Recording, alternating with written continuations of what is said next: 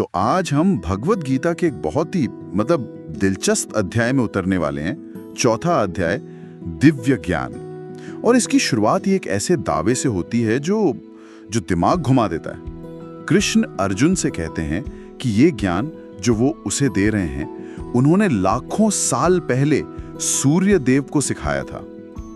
एक मिनट, सूर्य देव को लाखों साल पहले? ये तो किसी साइंस फिक्शन फिल्म की कहानी लगती है ना? तो सवाल ये है कि ये ज्ञान आखिर है क्या? ऐसा क्या खास है इसमें कि इसे इतने लंबे समय से संरक्षित रखा गया? और सबसे जरूरी बात, आज की हमारी भागदौड़ भरी जिंदगी में जहां हम डेडलाइंस और सोशल मीडिया नोटिफिकेशन से घिरे हैं, इस प्राचीन ज्ञान का हमारे लिए क्या मतलब हो सकता है? चलिए आज इसी की परतें उधेड़ते हैं। बिल्कुल, आज हमारी कोशिश यही रहेगी कि इस दिव्य ज्ञान की यात्रा को ट्रैक करें।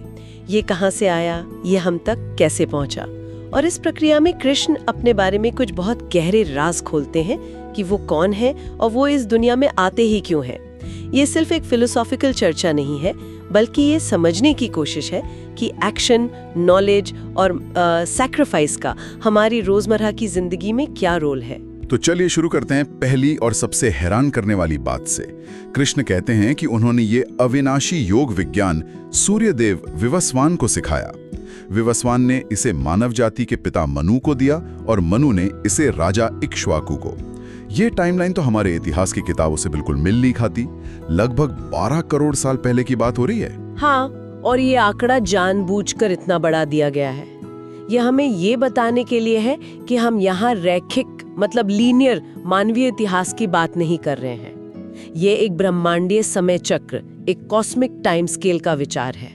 इसका मकसद हमारे दृष्टिकोण को बदलना है, ये बताने के लिए कि यह ज्ञान किसी एक युग या समय के लिए नहीं बल्कि शाश्वत है। यहीं पर शिष्य परंपरा या परंपरा का कॉन्सेप्ट आता है। परंपरा यानी कि ट्रेडिशन। उससे भी गहरा, इसे ऐसे समझिए कि ये एक तरह का आध्यात्मिक वाईफाई सिग्नल है जो बिना किसी मिलावट के एक गुरु से अगले शिष्य तक ट्रांसफर होता है। इसका मतलब है कि ये ज्ञान किसी की कल्पना या अटकलों पर आधारित नहीं है, बल्कि एक प्रमाणित अटूट स्रोत से आ रहा है। और दिलचस्प बात यह है कि ये ज्ञान सबसे पहले राजाओं और शासकों को दिया गया था। ये थोड़ा अजीब है।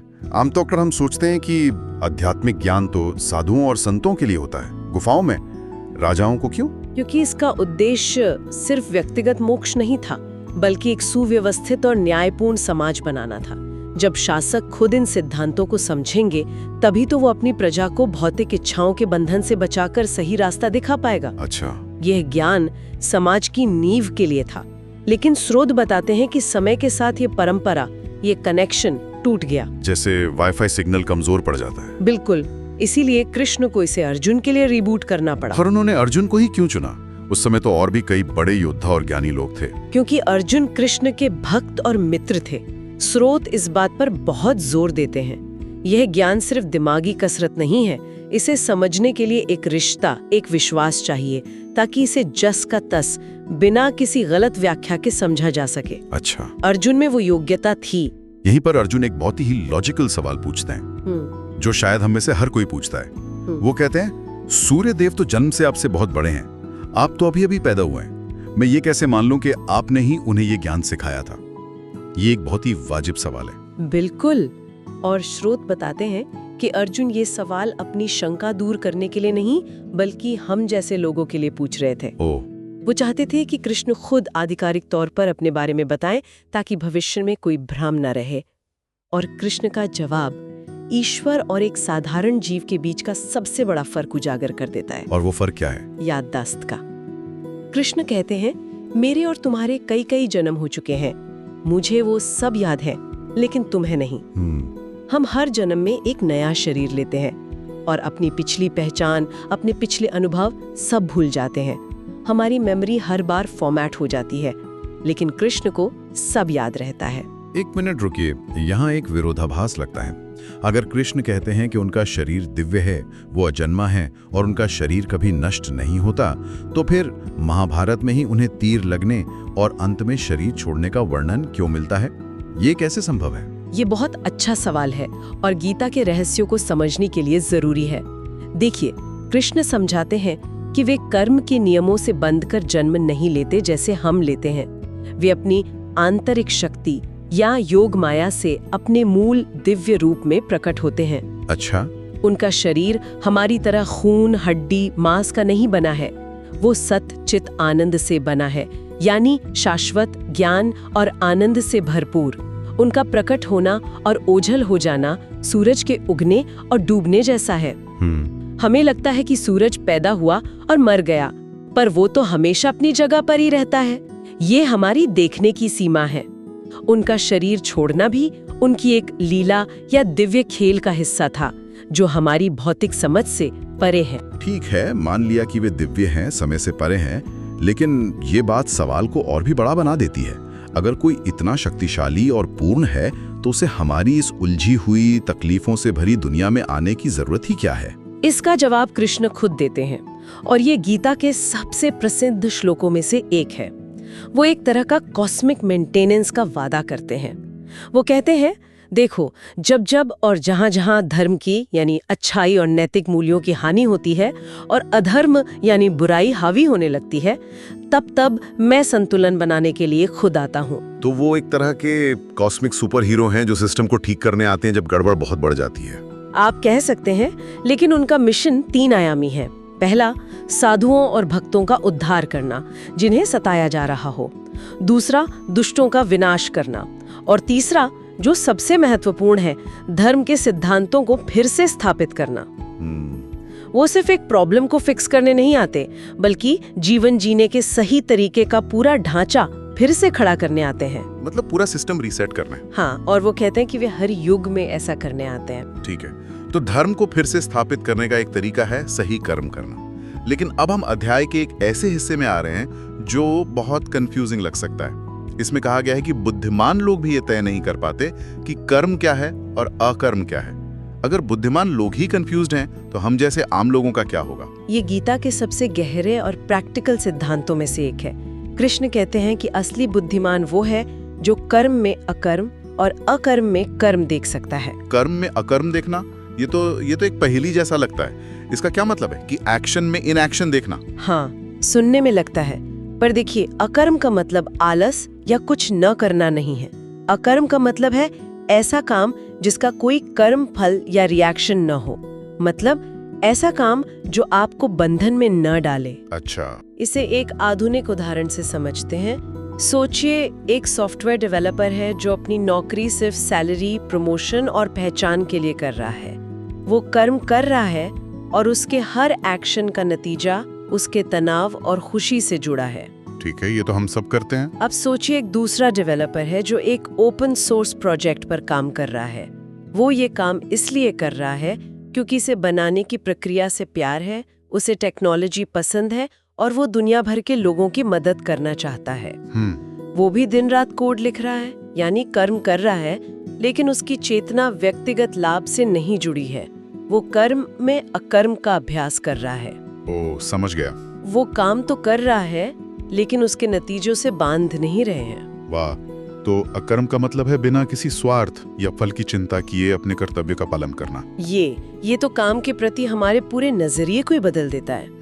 इसका मतलब है कि आप क्या कर रहे हैं, इससे ज्यादा जरूरी ये है कि आप उसे किस भावना से कर रहे हैं। बिल्कुल सही। जब कर्म का उद्देश्य व्यक्तिगत लाभ की जगह एक उच्चतर लक्ष्य, जिसे भगवान की प्रसन्नता या समाज की सेवा बन जाता है, तो वो कर्म बंधनकारी नहीं रहता। ऐसा व्यक्ति सफलता और असफलता दोनों में शांत रहता है, क्योंकि वो जानता है कि परिणाम उसके हाथ में नहीं है। ये जो बिना अटैचमेंट के काम करने का आइडिया है, ये एक तरह के त्याग या बलिदान जैसा लगता है। और अध्याय में आके कई तरह के यज्ञ यानी बलिदानों का भी जिक्र है। जब मैं यज्ञ शब्द सुनता हूँ तो मेरे दिमाग में हवन कुंड और आग में घी डालने की तस्वीर आती है, पर यहाँ शायद इसका मतलब कुछ और गहरा है। बिल्कुल, यहाँ यज्ञ की अवधारणा को बहुत विस्तार दिया गया है। आग में आहुति देना उन यज्ञों में से सिर्फ एक प्रकार है। स्रोत बताते हैं कि हर वो काम जो एक उच्चतर लक्ष्य के लिए इंद्रियों को नियंत्रित करने के इरादे से किया जाए, वो एक यज्ञ है। जैसे द्रव्यमय यज्ञ, मतलब अपनी मेहनत की कमाई का दान करना। तपोमय यज्ञ यानी किसी बड़े लक्ष्य के लिए खुद को अनुशासन में रखना, तपस्या करना। फिर है योग यज्ञ, अष्टांग योग जैसी पद्धतियों का अभ्यास करना। और स्वाध्याय यज्ञ मतलब ज्ञान हासिल करने के लिए शास्त्रों का अध्ययन करना। ये सब अलग अलग तरह के यज्ञ हैं। इतने सारे रास्ते हैं, क्या कोई एक रास्ता दूसरे से बेहतर है या ये व्यक्ति पर निर्भर करता है कि वो कौन सा चुने? यहाँ अध्याय एक बहुत ही, मैं कहूंगी, क्रांतिकारी बात कहता है। भौतिक संपत्ति के बलिदान से ज्ञान में किया गया बलिदान श्रेष्ठ है। एक मिनट, ये तो बहुत बड़ी बात है। इसका मतलब है कि आप कितना भी दान पुण्य कर लें, कितनी भी तपस्या कर लें, वो सब अधूरा है अगर आप ये नहीं समझ रहे हैं कि आप ये सब क्यों कर रहे हैं और आप असल में कौन हैं। यानी जागरूकता या ज्ञान खुद कर्म से ज्यादा महत्वपूर्ण है। आपने बिल्कुल सही समझा। ज्ञान के बिना बाकी सारे यज्ञ सिर्फ बाहरी गतिविधियां बनकर रह जाते हैं। उनसे अस्थायी पुण्य या लाभ मिल सकता है, लेकिन स्थायी शांति और मुक्ति नहीं। असली यज्ञ वो है जो हमें हमारे वास्तविक स्वरूप का ज्ञान कराए, क्योंकि सारे कर्म यज्ञों का अंतिम लक्ष्य दिव्य ज्ञान प्राप्त करना ही है। तो घूम फिर कर सारी बात ज्ञान पर ही आ जाती है, यही अंतिम लक्ष्य है। तो अब सबसे बड़ा सवाल, ये ज्ञान मिलता कैसे है? क्या मैं बस कुछ किताबें पढ़कर या YouTube पर वीडियो देखकर इसे हासिल कर सकता हूँ? इस पर स्रोत बहुत स्पष्ट निर्देश देते हैं। कृष्ण कहते हैं, एक आध्यात्मिक गुरु के पास जाकर सत्य जानने का प्रयास करो, उनसे विनम्रता पूर्वक सवाल पूछो और उनकी सेवा करो। यहाँ 3 बातें हैं: समर्पण, जिज्ञासा और सेवा। ये ज्ञान केवल जानकारी का टुकड़ा नहीं है जिसे डाउनलोड किया जा सके। इसे उस व्यक्ति से ही प्राप्त किया जा सकता है जिसने सत्य को सिर्फ पढ़ा नहीं बल्कि अनुभव किया है, देखा है। और जब ये ज्ञान मिल जाता है तो एक इंसान की जिंदगी में क्या बदलता है? इसका परिणाम क्या होता है? इसका परिणाम बहुत गहरा है। व्यक्ति को ये दिखने लगता है कि सभी जीव, चाहे वो इंसान हो, जानवर हो या पेड़ पौधा, सब उसी एक परमात्मा का अंश है। अच्छा, ये जो मैं और तुम का अलगाव हम महसूस करते हैं, वो माया या एक भ्रम है। ये ज्ञान एक नाव की तरह है जिस पर बैठकर बड़े से बड़ा पापी भी दुखों के सागर को पार कर सकता है। अध्याय में इस ज्ञान की तुलना आग से भी की गई है, जो सब कुछ जलाकर राख कर देती है। हाँ, ये एक बहुत शक्तिशाली उपमा है। जैसे जलती हुई आग लकड़ी को राख कर देती है, वैसे ही ज्ञान की अग्नि कर्मों के सभी फलों को भस्म कर देती है। इसका मतलब समझे, जब तक हम अज्ञान में हैं, हमारे हर अच्छे और बुरे काम का फल हमें भोगना पड़ता है। वो हमारे, क्या कहते हैं, खाते में जमा होता रहता है। हाँ, लेकिन दिव्य ज्ञान की अग्नि इन सभी कर्मों के फलों को जला देती है। तो ये एक तरह का आध्यात्मिक रीसेट बटन दबाने जैसा है। आपकी पिछली गलतियां और अच्छे काम कोई भी आप पर बोझ नहीं डालते। बिल्कुल सही। आपकी पहचान ही बदल जाती है। आप खुद को कर्म करने वाला नहीं बल्कि एक माध्यम समझने लगते हैं। इसलिए कर्म के नतीजे आप पर चिपकते नहीं, आप मुक्त हो जाते हैं। तो आज की हमारी चर्चा एक अविश्वसनीय दावे से शुरू हुई और हमें कर्म, यज्ञ और अंततः ज्ञान के गहरे अर्थों तक ले आई। हमने समझा कि कृष्ण का दिव्य स्वरूप समय और स्थान से परे है और हमारे कर्मों के पीछे की भावना ही सब कुछ तय करती है। अंत में हर रास्ता दिव्य ज्ञान की ओर ही जाता है। बिल्कुल। इस अध्याय का सार यही है कि सभी यज्ञों और कर्मों का अंतिम लक्ष्य दिव्य ज्ञान प्राप्त करना है। ये ज्ञान हमें भ्रम से आजाद करता है, हमें हमारी असली पहचान बताता है और कर्मों के बंधन को हमेशा के लिए जला देता है। लेकिन इसे पाने के लिए श्रद्धा, अनुशासन और एक सच्चे गुरु का मार्गदर्शन जरूरी है। ये कोई आसान रास्ता नहीं है। और अध्याय का अंत अर्जुन को दिए गए कृष्ण के एक बहुत शक्तिशाली निर्देश के साथ होता है, जो हम सबके लिए है। वो कहते हैं, इसलिए अपने हृदय में अज्ञान से पैदा हुए संदेहों को ज्ञान के शस्त्र से काट डालो। हे भारत, योग से युक्त होकर खड़े हो और युद्ध करो। यह हमें सोचने पर मजबूर करता है कि यह ज्ञान कोई तकिया नहीं है जिस पर हम आराम कर सके। यह एक शस्त्र है, एक हथियार। हाँ, एक हथियार जिसे हमें अपनी जिंदगी की लड़ाइयों में अपने अंदर के डर, अपनी शंकाओं और अपनी अज्ञानता को काटने के लिए सक्रिय रूप से इस्तेमाल करना है। यह ज्ञान हमें भागने के लिए नहीं बल्कि सही तरीके से लड़ने के लिए मजबूत बनाता है।